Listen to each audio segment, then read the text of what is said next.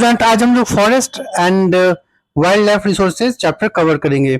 इस चैप्टर से जो भी रिलेटेड पोर्शन है उसे हमने हटा दिया है और उसके साथ ही मैंने जो 20 बहुत ही इंपॉर्टेंट 25 बहुत इंपॉर्टेंट जो इसके फैक्ट्स हैं, जो इम्पोर्टेंट कंटेंट है उसे मैंने लिया है, उस पर हम लोग डिस्कस करेंगे।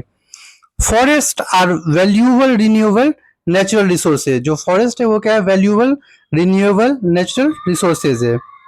Forest maintain ecological balance. Forest क्या करता है? इकोलॉजिकल बैलेंस को मेंटेन रखता है। India has rich biodiversity. India के पास क्या है? रिच बायोडाइवर्सिटी है। अब ये बायोडाइवर्सिटी क्या होता है? तो biodiversity means the variety of plants, animals and microorganism, means that India के पास बहुत सारे डिफरेंट टाइप्स के variety of plants, animals and micro है। Deforestation deforestation is a major cause of biodiversity loss. तो जो डिफॉरेस्टेशन होता है, डिफॉरेस्टेशन क्या होता है? जो पेड़ों की और जो जंगलों की कटाई होती है वो जो एक मेजर कॉज है किसके लिए? बायोडाइवर्सिटी जो लॉस होता है उसमें। तो ये सारे इंपॉर्टेंट पॉइंट्स आपके लिए बहुत ही इंपॉर्टेंट है, इन चीजों को आपको अच्छे से ऑब्जर्व करना है। Forest help prevent soil erosion. Forest क्या करता है?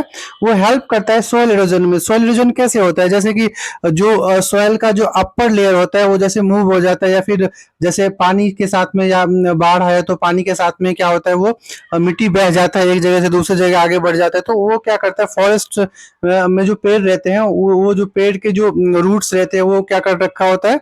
मिट्टी को अच्छे से दबा के रखा रहता है, जिससे क्या होता है कि उसका जो है मतलब वो भाग नहीं सकता है, मतलब उसका सॉइल इरोजन में क्या होता है?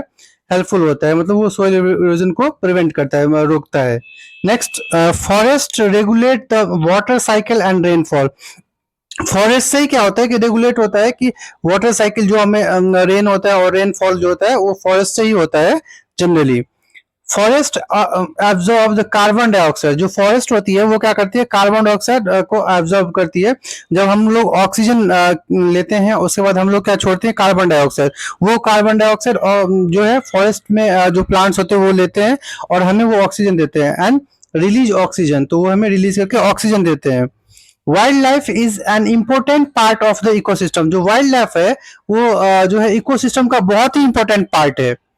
हैबिटेट, जो हैबिटेट होते हैं वो destruction threatens many plants and animal species. जो हैबिटेट डिस्ट्रक्शन होते हैं वो मतलब उससे क्या होता है कि बहुत सारे जो प्लांट्स और एनिमल्स और जो के जो स्पीसीज होते हैं उसको जो है मतलब नुकसान पहुंचाते हैं। नेक्स्ट है conservation means the protection and the wise use of the natural resources.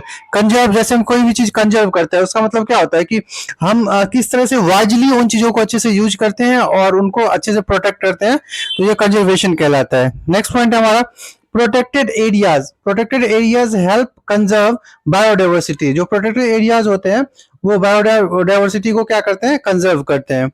National parks protect plants, animals and their habitat. जो नेशनल पार्क्स होते हैं वो क्या किसको प्रोटेक्ट करते हैं? प्लांट्स को, एनिमल्स को, एंड उसके जो हैबिटेट होते हैं उनको वो जो है प्रोटेक्ट करते हैं। नेक्स्ट पॉइंट है हमारा wild life sanctuaries provide safe habitats for the wild animals. जो वाइल्ड लाइफ जो उनका जो स्नैक्सरीज बने रहते हैं वो क्या रहते हैं कि उसको सेफ हैबिट मिलता है वाइल्ड एनिमल्स को रहने के लिए। तो उससे इसलिए उनको वहां पे काफी अच्छा प्रोटेक्शन और सेफ एक हैबिटेट्स मिलता है। Biosphere reserves conserve biodiversity and support sustainable development. जो बायोस्फीयर होते हैं वो क्या करते हैं? रिजर्व कर और कंजर्व करते हैं बायोडाइवर्सिटी को एंड सपोर्ट करते हैं सस्टेनेबल डेवलपमेंट को। तो सस्टेनेबल डेवलपमेंट में हमने पहले भी डिस्कस किया था कि सस्टेनेबल डेवलपमेंट क्या होता है कि जो अभी हमें रिक्वायरमेंट है हमें उसको उतना यूज करना चाहिए और अपने फ्यूचर जनरेशन के लिए बचा के रखना चाहिए। तो इस तरह से ये इन चीजों में भी सस्टेनेबल डेवलपमेंट का बहुत ही इंपॉर्टेंट रोल है। Next, the Indian Wildlife Protection Act 1972 helps protect wildlife. ये जो Indian wild life protection act 1972 है वो क्या करता है कि वाइल्ड लाइफ को प्रोटेक्ट करने का राइट देता है।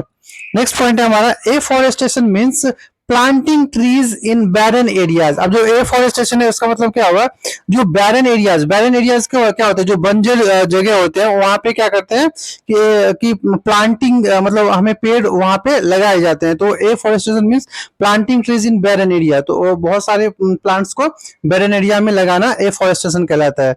नेक्स्ट पॉइंट है हमारा reforestation, means planting trees where forest have been cut down.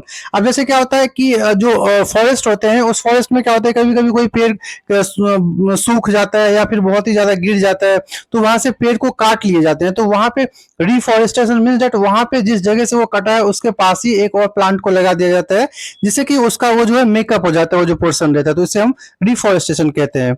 Next point हमारा social forestry encourages tree planting outside the forest. तो सोशल फॉरेस्ट्री होता है उससे हम क्या करते हैं, जो है इनकरेज करते हैं ट्रीज लगाने के लिए। जैसे आपने देखा होगा कि रोड के साइड्स में जो ट्रीज लगे होते हैं और उसको उसमें प्लांट लगाए जाते हैं जिससे कि वो बड़े होते हैं। तो अब हम और आप जैसे ही रोड से निकलते हैं तो हमें क्या होता है, शेड मिलता है और मतलब बहुत अच्छा ग्रीनी एरिया मिलता है हमें। तो ये चीजें होती है इसमें। नेक्स्ट हमारा community participation is a essential for the forest conservation. जो कम्युनिटी पर पार्टिसिपेशन है वो बहुत ही एसेंशियल होता है फॉरेस्ट कंजर्वेशन के लिए।